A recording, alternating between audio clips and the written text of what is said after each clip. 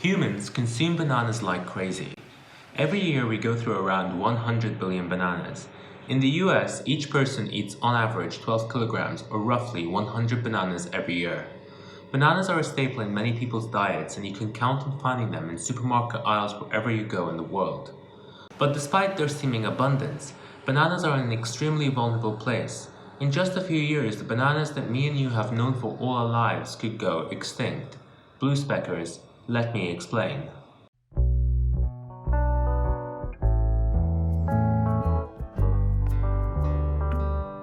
So the thing about the bananas that we find in all Western supermarkets today is that they are one of the most predictable fruits out there. Once you've tried one, you've basically tried them all.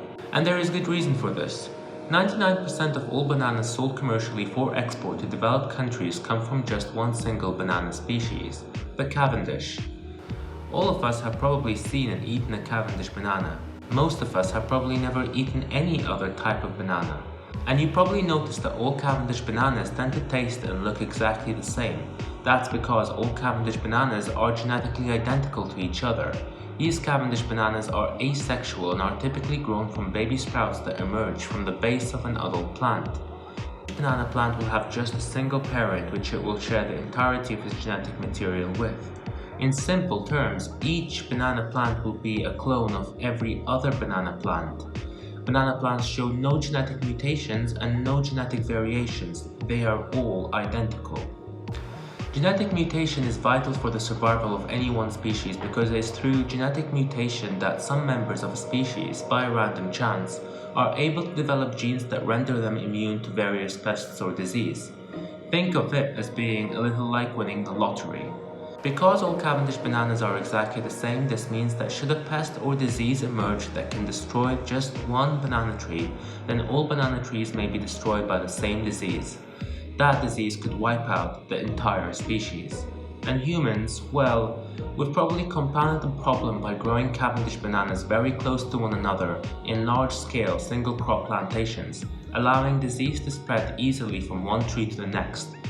Think of it like a coronavirus spreading in a densely populated city with no social distancing measures in place. Except that it's not the coronavirus. It's actually a far deadlier fungus, Fusarium oxysporum, that infects Cavendish banana trees, eventually causing them to rot and die.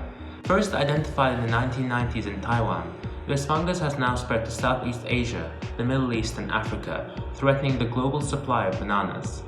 In just a few years, the Cavendish banana, the banana that makes up 99% of all banana exports and 47% of all bananas grown worldwide, will most likely go extinct. This is something we can be more or less sure of. Why, you ask? Well, because it all happened before, 60 years ago to be exact. Your grandparents probably remember bananas a little differently. That's because in the 1950s, no one really ate Cavendish bananas. The Gros Michel was all the rage. The Gros Michel was king. It was basically the only banana species that banana companies grew and sold for export, pretty much like the Cavendish is today. It's easy to see why banana companies liked the Gros Michel. It was far superior in every way. It was exceptionally large, creamy and sweet. It was easy to grow and transport over long distances. And consumers loved it. Here's a fun fact for you. The reason why artificial banana flavorings taste nothing like the bananas we know today is because they were actually modeled after the Gros Michel and not the Cavendish banana. The Gros Michel was grown via cloning in every corner of the world in massive plantations, and thus it became vulnerable to disease and pests, which is exactly what happened in 1965, when a disease known as tropical race 1 decimated the Gros Michel, driving the species to extinction. Only then the banana companies started looking for an alternative, and they chose the Cavendish banana. What they needed was a seedless banana that consumers could grow to like, one that was easy to grow and transport, but most importantly, one that was resistant to tropical race 1. Banana companies spent the next 60 years repeating the same bad practices that led to the extinction of the Gros Michel. But unlike in 1965 when banana companies fell back on the Cavendish, today there really isn't a suitable alternative species.